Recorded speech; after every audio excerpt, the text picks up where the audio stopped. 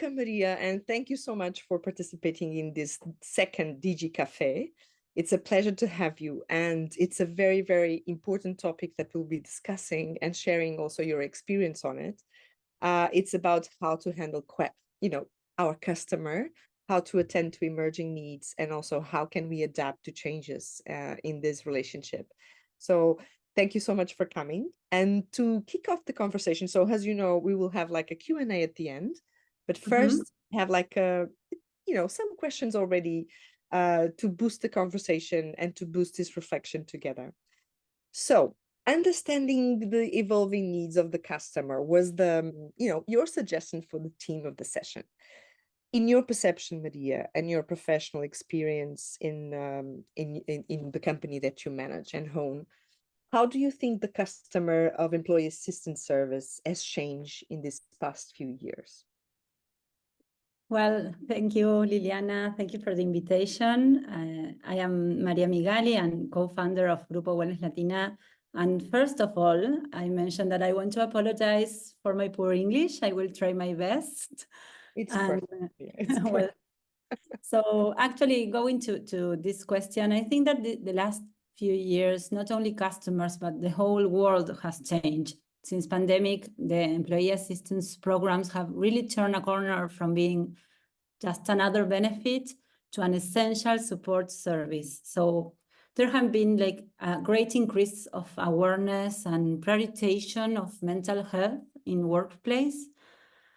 I think this, the pandemic and the big lesson that pandemic led us to the EAPs is that in periods of public emergency, the need of filling the gaps when public services weren't able to cover or overstretched or unable to operate, and companies started looking for our support. This pandemic period has underlined a critical importance awareness of the EAP service. So this is like the moment that changed everything. Yeah, that we can mention that when we speak about the changes of the last years, we can't mention that the pandemic make a drastic change, no? From being just another service to have a protagonism, no? So during the pandemic, the EAP market expanded a lot, and in Latin America, especially before pandemic, the only companies that had an EAP were those that were multinationals or multi-Latina companies, but it wasn't so frequent that small companies or medium-sized companies began to look for an EAP. After the pandemic, this started to happen. I think that is because of the awareness of mental health. The past, I don't know, like 3 years, made local and national companies to more aware of it. Know the EAPs, to start looking for them. I think because of two important points. One, the awareness and the importance of mental health in the workforce. And the second one, and it happened a lot to us with Andrea, you know that we are covering through Grupo Wellness Latina 19 countries.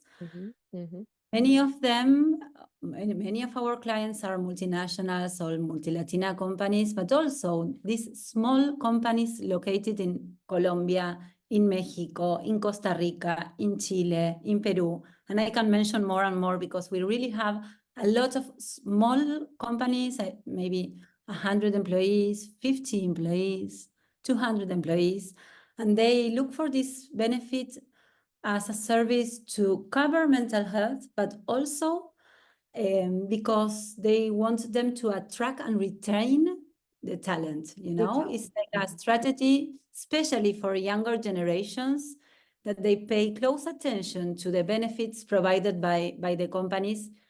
For them, it's like a main deciding factor whether they will choose that job or not. You know, they don't only look at how much they are going to earn, but they also want to know which are the benefits you will cover me. And this type of benefits that take care about the person, you know, in the whole life, the well-being in general, has been a big change in these past years.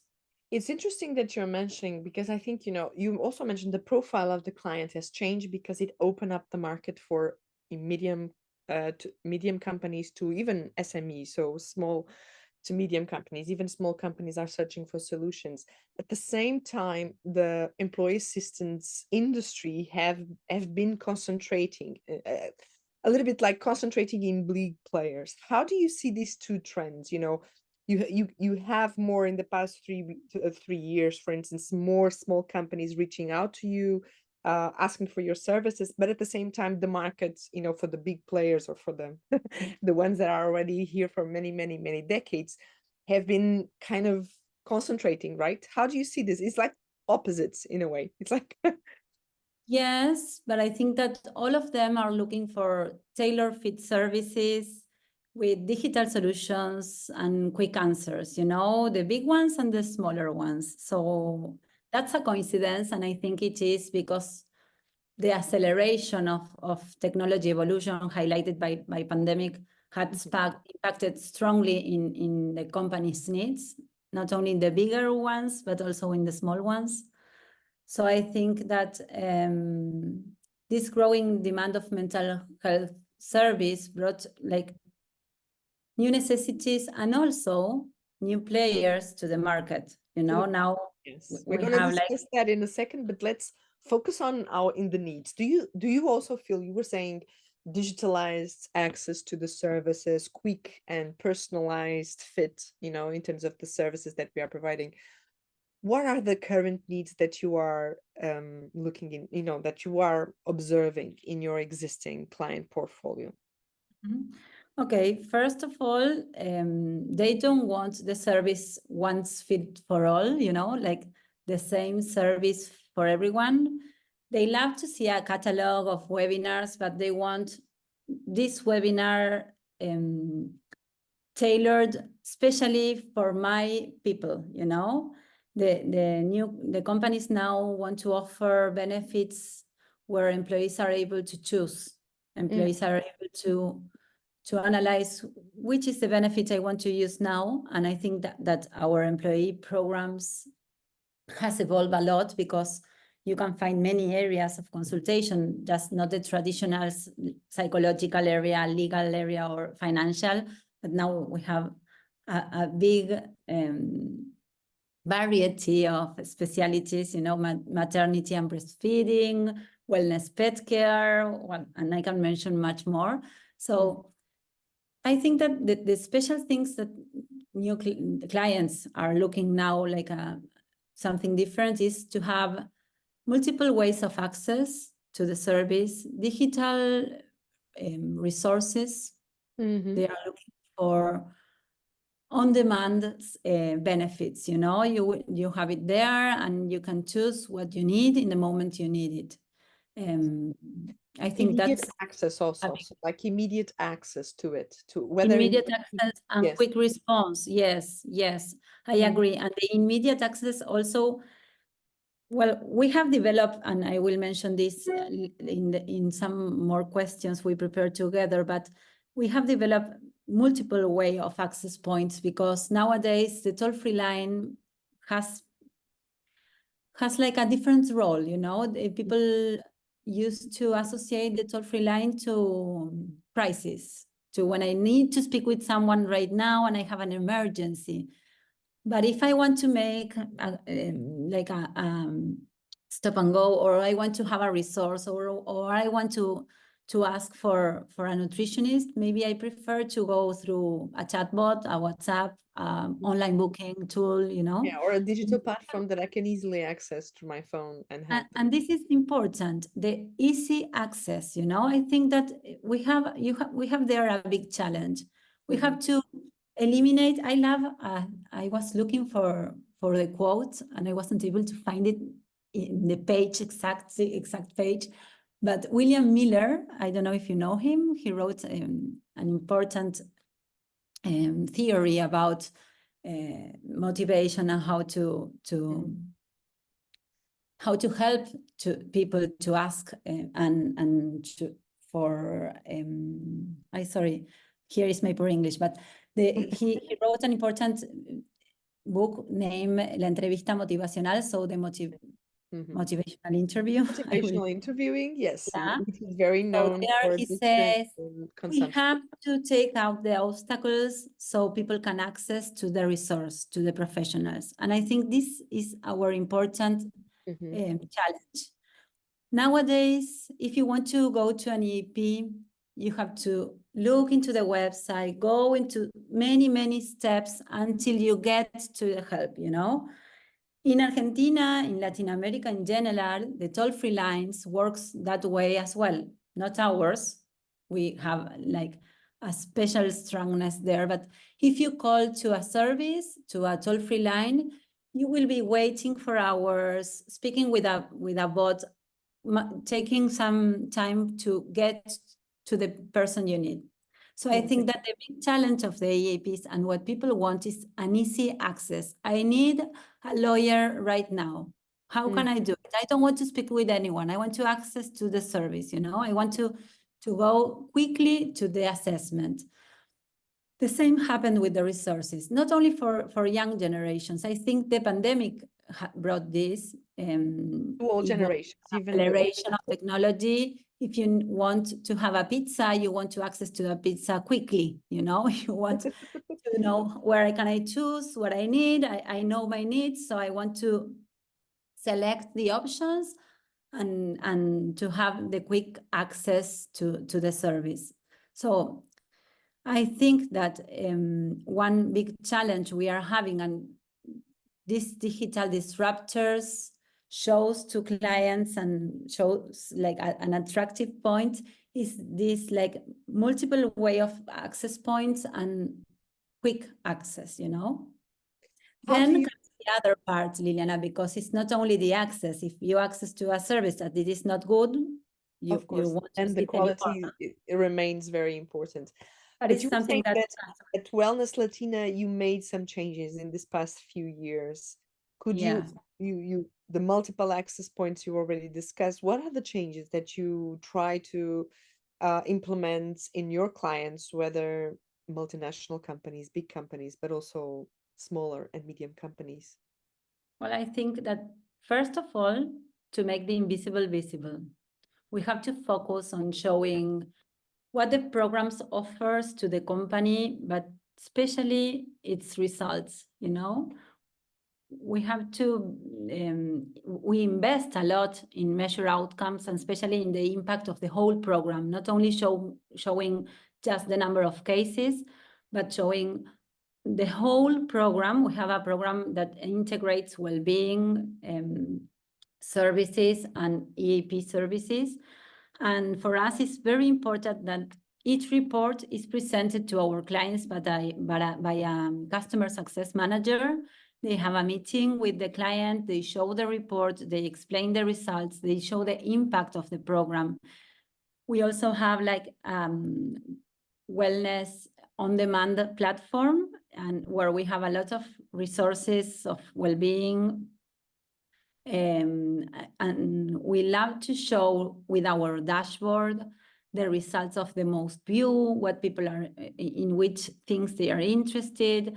We also administrate a satisfaction survey to our users. So we love to show the results of our Net Promoter Score, what people think about our service. And with all this information, we plan with our client a strategy of how to improve results, how to continue communicating the program, you know. So this is one important point, to measure your results. Because you can say, oh, this platform is great because it is the new digital disruptors, you know, that is so attractive, and it's very, very nice because it has a lot of videos. But you have to see if someone is watching those videos, you know, the impact of the videos, and if someone is accessing properly to them. So for us, it's very important to show results. The second point is we are aligned to our clients' initiatives, and we acquired like a deep knowledge of their culture, of their needs in each country.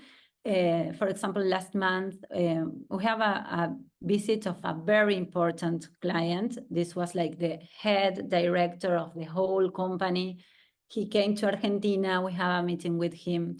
And I loved because he told us, I'm so happy with wellness as a provider because I realized that you are not a provider for us. You are a real partner. And that's what I'm looking for, you know? To be a real partner is not something that you can say that you are. You have to do it. You have to be there with your client. So we work very hard. With Andrea, we are always aware of having trained account managers, and we train them to be near our clients, detecting their special needs and tailor fit services for each client. That's a second point. It's not new. It's something that we always wanted to do, but in the last few years, we have to work hard in this so as to maintain the loyalty of our clients, because with so many offers outside, and when you receive the brochures, they are all so similar, you know? Because you can say, oh, wow, this is beautiful, because here you have the chatbot, and here you have a lot of colorful, attractive services, but then we realize that we detect the special needs of our clients. So being next to them is an important point. Also, we adequate and dedicate a lot of energy to our critical incidents response. This is so important in Latin America. We had a lot the past 3 years. We have many critical incidents because of different issues, challenges, yes, or challenges. But we really design like tailor-made proposals for them. And the most important point, I think, and I think this is because we were born digital. Our company was co-founded by Andrea Lardani and me in 2017. So we have a digital company. We were here before, but when we founded Grupo Wellness Latina, we decided that it will be a digital company. It wasn't something new for us. The pandemic didn't surprise us. We were working on it. But in the last years, we really put a focus in artificial intelligence, in developing new tools, in trying to invest the best in the best IT team, so as to be updated every day. You know, it's not something that it's not a website that you put it online and then 2 years after you will go back and remote. No, this is something that every day we are working on it and improving it. You mentioned something, you know, we had a lot of newcomers to the markets, not necessarily companies that are linked to the employee assistance sector, right? So they come up, they are digital born, some of them tech, so they are tech-based companies. But looking at the market as it is, and you were mentioning that quality, access, and this continuous investment in digital and multiple access points to the service was something that you see as the market evolving. But how do you see the market evolving in choosing the right EAP providers or employee assistance service providers? Do you think that the market actually selects the ones that are not delivering those results? This is a question that, you know, we also at the EAEF board are questioning, because we really consider that clients choose value. And do you tend to agree that if we, as an employee assistance service provider, do adapt to these evolving changes, the digital, the multiple points, the close relationship, and to attend to evolving needs and to adapt the solutions to the critical needs of each one of our clients, do you think that the market will in the end actually, you know, select the providers that are more aligned with what we believe it's the better care for employees? Yes, I agree. I think that clients will value EAP solutions more and more. We can't step behind, you know, we have to be updated, we have to be digital, we have to always be thinking in new services and in a whole well-being program, not only the traditional EAP, but I think that clients finally will value the quality, especially the quality. I think we always have to never agree a low price only to have the client, this will mean a poor service. And I think that this will end very, very soon. So I think that the employers now are wanting like a holistic well-being programs. They want to embrace technology, but they will prioritize the quality of our services. And the ABC is the EAP traditional service. I heard the first DigiCafé some days ago, and I kept thinking about not to forget to be near the workplace, Yes, that's very Perhaps now the workplace is not the office.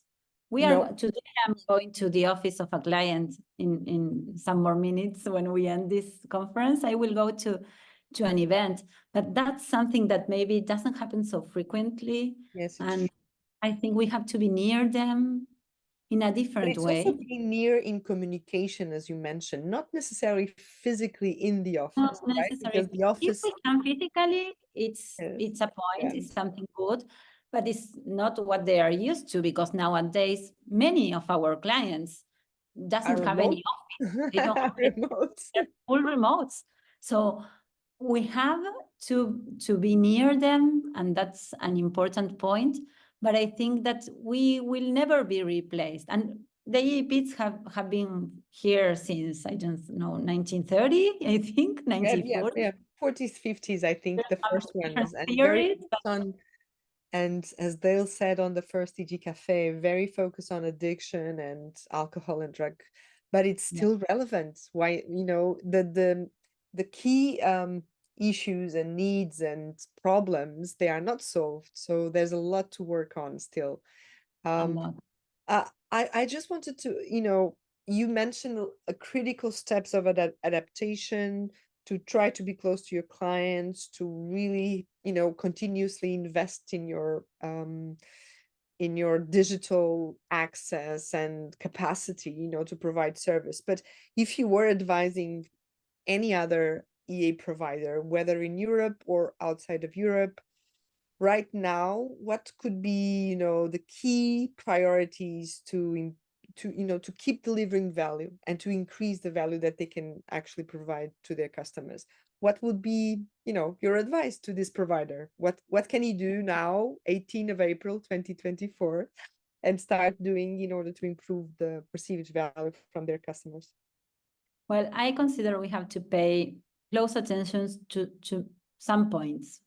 The first one I already mentioned is to be close to our customer. We had to feel like real partners. What happened to us some days ago when this person told us, you are real partners to us. So that, I think that is what you need to do. You need to be near them, and to be near them is to listen their necessities, to show them the results, to improve your service, not to be like only a typical service that is a commodity, but you have to work on being near them and adjusting your services to their needs. Something that for big EAP providers, and especially perhaps from Europe, that you have different countries to cover, just like us in Latin America, we have to pay attention to the culture of each country. Is the EAP won't be effective if people doesn't use it, if people doesn't know what it means, if they don't trust in the service. So for that, you have to be near. I think that understanding the culture of the company and the culture of the country is an important point. The second one, and very important and difficult for everyone, is to invest in technology. Think how the technology may help you, but without forgetting what the EAP has, a good intake, it is needed. So be aware of how you can improve the technology, how you can improve your accesses, how you can improve your your internal aspects, but without forgetting that you have a person from the other side that needs a real intake, a triage of decision to say, okay, we have to select a special professional for you, and the human side of the part of this, no? So we can't stand behind. We have to increase all the time, like technology. And with that, and especially in Europe, we used to work with companies that had headquarters are in Europe, and we are asked a lot to increase privacy and security measures. So we also, from Grupo Wellness Latina, we have the ISO 9001 certification, I think, to find different types of security, data privacy, yeah, you know, it's important. We have to take care of that. It is important, it's risky. So we have access to personal aspects of each employee. So it's important to take care of that. The third point I want to mention is to start a real transformation combining the traditional EAP with well-being programs. Not a remarketing, but it will be a real transformation. It is not only the EAP that it is needed.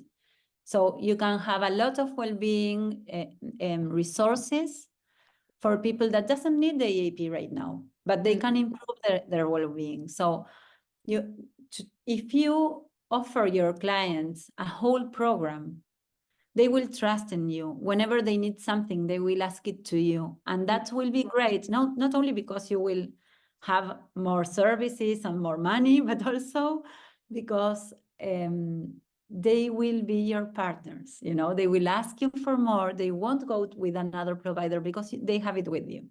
Yeah. So, and in the end, you learn because you're close to the client, and the client makes you learn because the client, presents different challenges and different needs.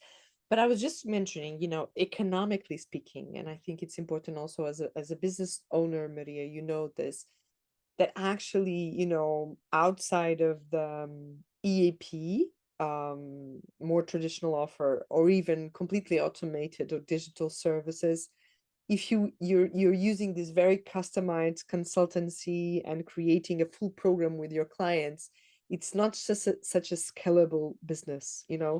It's in terms of profit, or in terms of scalability, or in terms of growth. And that is the tension that EA providers might need to face, because you can have a product that is much more scalable, in the sense that you can actually provide many customers, but the quality, or the impact that you're reaching are very low, even with bots or automated whatever. But then in the end, you have to combine it with this personalized consultancy and building the program with the clients, personalizing the program itself, so don't offer the same thing to everyone. And it's not such, business business thinking, it's not as profitable or scalable as the other option. How do you at Wellness Latina, how do you make strategic decisions to balance the two things?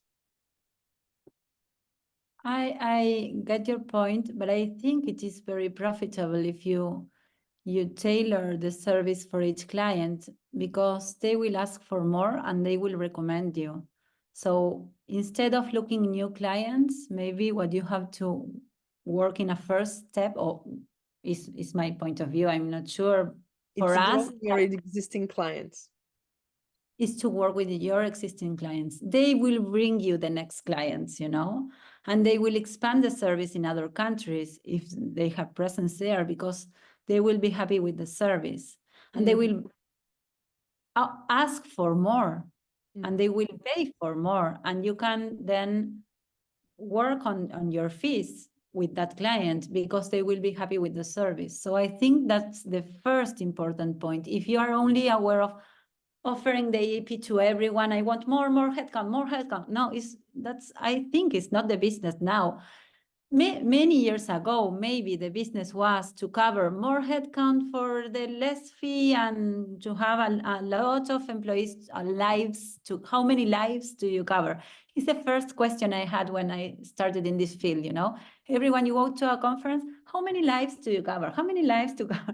And we really, nowadays, we are covering almost 3 million lives. We are covering a lot of lives, but I don't think that's the point. I think the point is, how many loyal clients do you have? How many clients trust in your service? How many clients How want many more? interactions do you have with your clients? Yeah, yes, because that will bring you more business. It's like the both sides of the coin, you know. You take care of this, and it will come Yeah, it will grow more organically, but naturally. It will also, grow.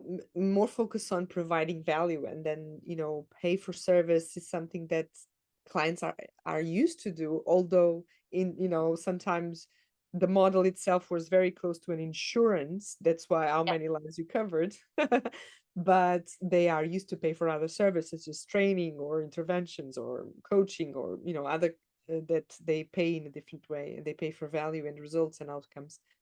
Yeah, thank you so much. Do you want to add something before Yes, the I have more Q&A? points. I have more points. No, I have this one. Sorry, I'm so passionate about our service. But some things I learned about being in this field is to be a noisy benefit. You know, when I started in the field, I realized that the EP was something that nobody knows what it is, where it is. No, the global company gave us this, but I don't know what it's about. And we have to be like a really noisy benefits, you know. Sometimes providers are afraid of being noisy because they will increase utilization and maybe that will come with cost. But our experience with Grupo Wellness Latina clients is, if you are a noisy benefit, people will use it and you can ask for more, you know, because the company will Like be that. If you are a noisy benefit provider, and then yes. people ask for more. They will ask for more, they will feel confident about the service, they will use it, but also everyone will see the results, because something that I am a psychologist and I have seen this also in the psychological field. You can make a excellent job, but if nobody sees, if you don't show your results, I think we need more marketing in the EAP field, you know, to show what we are doing, because what we do is excellent. But if you do it and nobody sees, it won't be effective for the next time, you know. I wanted to say something else. This, to remember that always be attentive to initiatives that companies are putting emphasis on. An example of this is prioritizing like diversity, equity, inclusion. These initiatives where companies are, is so important to be aware of their necessities. And for some clients, for example, we open an area of consultation, especially for diversity and inclusion. And people can call to our toll-free line or access to our chatbot and ask for assessment in that area. We deliver a lot of webinars, of trainings, but that's just an example. I think that being in the needs of our clients is part of being near to them, and to show between us, just like this DigiCafé. I was ashamed at the beginning because my experience in the field is for, I don't know, 8 years or almost that. And most of you have been in the field like more than 20. So I feel I am old but young in the field. Which is, it could be a great advantage, Maria, because I think, if you come into the field, you question things, and it helps you to really, build perspective. Why have we been doing this business the same way as it has been done for 3 to 4 decades? So I think, being a newcomer, it's good. And I think for current providers, I think it's also to consider the newer generations. They will pose questions and they will try to make the business different, and that's normal. That's a normal evolution of the field and the sector. But I think being a newcomer, you are more, you do consider and be questioning a lot of assumptions, that not questioning the service itself, but a lot of assumptions of how to do it, right? And you can actually have, as you described, many variations of clients management, giving access, being present, making your results and impact so clear, so obvious, that for the client they will not look elsewhere for a different partner and they don't even consider a different partner. But I think you come up with many. Liana, because I was a little bit shy about sharing my experience. It's only our experience, like a new company in the field. Andrea has been in the field for many years, so her experience has helped a lot to our organization. But I think that sharing good experiences is a good practice. I encourage ourselves and also our clients to share experiences. So to not only to show inside the company the results of the EAP, but also to show between our competitors, between our partners, and between companies, good experiences. You know, I think that's something that make us grow together. For sure. And that's all that EAEF is about. And you know that? Yeah, and we really, I'm not afraid about the market changes, because we have what it is needed. And the most important thing, you know, we have the network, the excellent professionals that work locally with so much dedication and with the knowledge of an EAP field that it's not easy to have. Also, an aspect that I didn't mention before, but in our company, and I think that many providers are aware of this, we are constantly training our network, constantly delivering webinars. We show some cases to work together on and to think about how the EAP can help people to improve the results or their measures. So I think to share results is like a very good practice for all, not only inside the EAP with the company, but also between us. Yeah, but there will be other conversations for sure in DigiCafé concerning quality, clinical governance, and other issues that are so critical.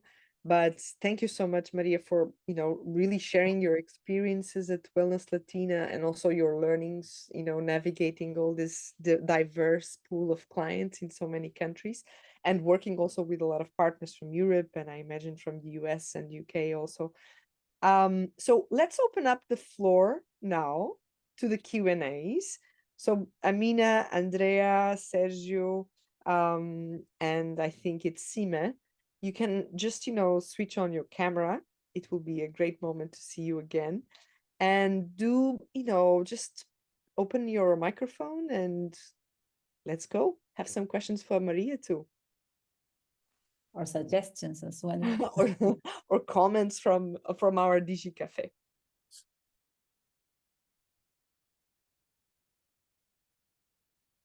I don't hear you. Yes, of course, Amina. Let's go. Hi, nice to meet you. I'm Amina. I work for Pulso. You probably know Pulso. Yes. And Antje couldn't make it, so I took her place willingly. It was a very interesting webinar, well structured. Thank you. I already have one question for you, because I also heard you say that quality is very important. And of course it is. But a few weeks ago, I had a client or a potential customer, actually, to whom I said that we also deliver quality, of course, etc. But he made the following remark. He said, but quality, that's something really objective. I mean, so my question to you is, what does quality mean to you? Mm-hmm. It's a very good question, and I think that every provider should have quality, no? But what is quality? There, I think we have to measure our results, the impact of our assessments. We used to work with for many clients, the Workplace Outcome Suite. I don't know if you have listened about it. Yes. Okay, so we use that instrument. We also make the satisfaction surveys to our users, to our clients, not only to the users of the program, but also to the HR clients. And I think that these outcomes are the ones that may show the quality of our interventions. As well, we also have an internal team that is in charge of analyzing and supervising our cases.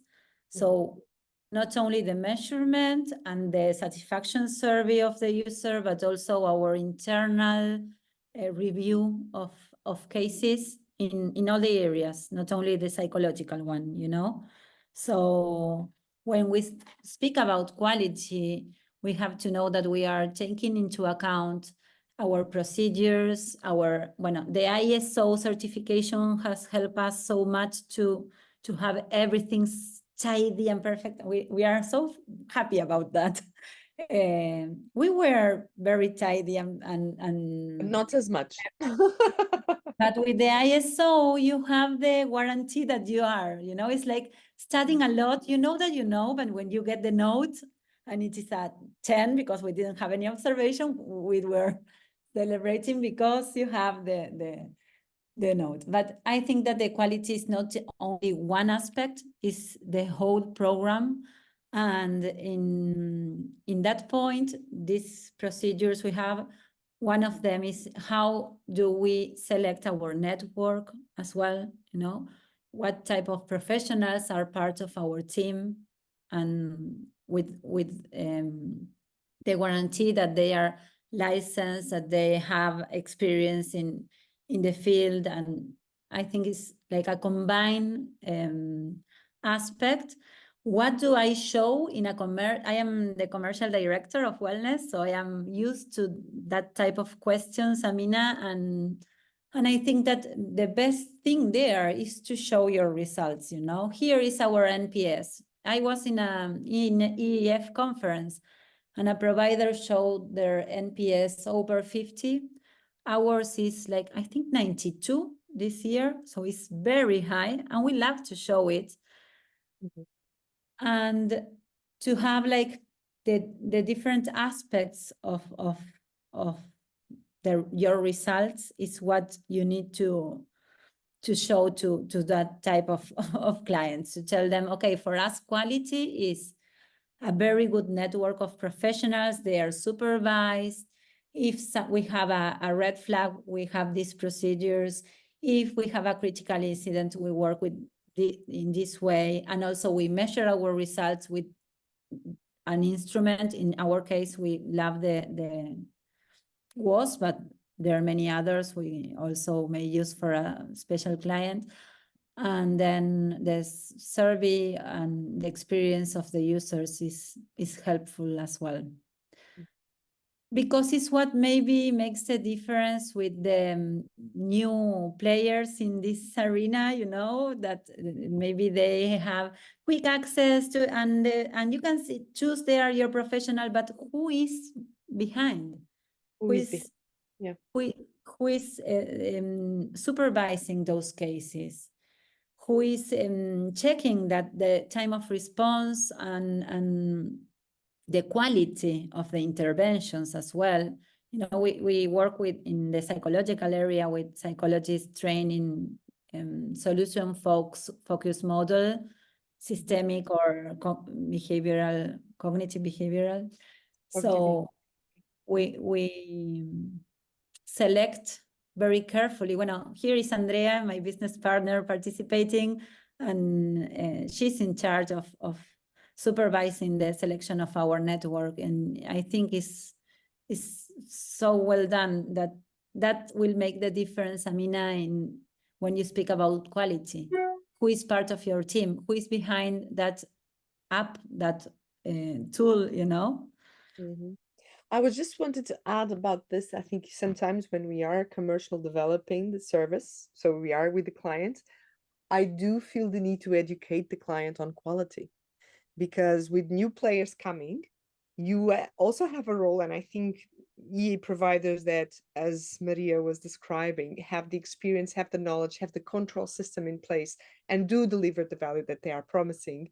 In a way, sometimes the client is not aware of this. And I know the market in Portugal a lot, and for sure, they just open up for the EA services now in the last year. So we need to educate a little bit on what are the the positives and negative sides of choosing one or the other.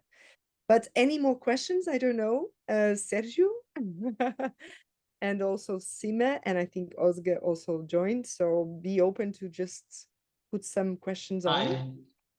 We are, well, Sergio and Miguel, we are attending from Spain. We are running an EAP for more than 25 years here and in Portugal. Thanks a lot, Maria, for your speech. It was great to know about your work. And the thing is that we'd like to know a little bit more about if you have some kind of figures about the rate of demands for different kind of services. What kind of services have more demanding from your clients? And a little bit in the same line, what's the opinion of your customers about that rate of demanding? Because sometimes some high rates of demanding means for the client or low rate. Yes, utilization. You're speaking about the utilization, right? Yeah. La tasa de uso, we say. Yes, yes. Yes. Yes, I think just like what I mentioned with Amina, but it's my opinion. You have been in the field more than me, so maybe you can tell us your opinion then. But in my opinion, this is something you have to settle from the beginning. In the commercial meeting, we are always speaking about quality, showing there are some results and how we will measure that quality. And in terms of utilization, for us, it's so important to mention what is expected, which are our benchmarks, And in Latin America, it may vary a lot from one country to another one. For example, in Costa Rica is the highest utilization in Latin America. And we know that, so we will show them, okay, what do we expect of this service? It's not a yoga class, it's not a podcast for a better sleep. It is the EAP usage that we are speaking about, or we are speaking about the whole impact of the well-being program. So we have both. We show all these numbers. We show the impact of the whole program. So how many employees log into our wellness platform and the most view and the ranking of the things they like it more. But then how many cases the EAP attended that month and how many cases we expect to cover during this year of contract, yes? And show them benchmarks about other clients from the same industry. That's very useful for them because sometimes we say, okay, congratulations, you had a very good utilization, 6%. And they look at you, what, 6%? And the digital disruptors are saying that they had at 80% of utilization. But when you go into that information, it is like 5 people that are getting into the same video 8 times. So what are we speaking about? It's important to have like a tool that helps you to measure, but also how you will present those results. So there you have 2 challenges. One, to educate, as Liliana said, our clients. The best way to educate them that we use is to show them benchmarks of other clients, So if you're a bank, I will show you 5 other banks that are our clients have this usage of the service. This is what we expect from you. And in many companies or in many moments, we need to improve the utilization. We need to make them communicate more. If they are having a low result, we won't be calm. Our account managers, every 15 days, they present me a report of the utilization, and we work to be in a good utilization, rate. If it is not, we ask for a meeting, we speak with the client, we start reviewing their communication campaigns. So you don't have to wait until 1 year to say what's going on. No, you have a 2%, it's good, it's bad, what we are expecting. For some clients, for some industries, you can have benchmarks because it will be useful so as to give this type of education, also with the areas of consultation. We know in Latin America, we are always struggling with economical and political issues. So for us, it's very, very frequent to have high utilization in the financial area, but also in the psychological area. We have seen after pandemic an increase of anxiety, depression, burnout. So we show this to our clients, and in the commercial aspect, we show them the results and we offer more. If they are not having so much utilization, we work with the leaders, especially to make them like wellness ambassadors or challengers. How do you say, like Champions, yes. Champions, there it is. Wellness champions. So we work very hard from one hand. I always use this metaphor. I tell them, we are not offering you a Starbucks for your clients. We are offering you, helping them in their personal issues. So this is not something they will take every day and drink a happy coffee. No, it's something that they will use it when they need it, but we need them to know they have it there. And we need to be there when they need it, and with an easy access, as I mentioned before. So it's education, but also getting involved with their needs. They need to know they are paying for something that it is value. I think the capitated model is a challenge there, because they used to think, I am paying $2 per employee per month, and only 6 of them use it this month, But no, because you are paying only $2 or $1 or half a dollar for that employee, because we expect this amount of utilization, So for some clients, very difficult clients that they don't want to pay for something that they are not using, we offer a fee-for-service model. They will finally, I always tell them, you will pay more and you will change, and that's happened. But sometimes it's like an internal decision. So I don't know, Sergio is your name? Sergio or?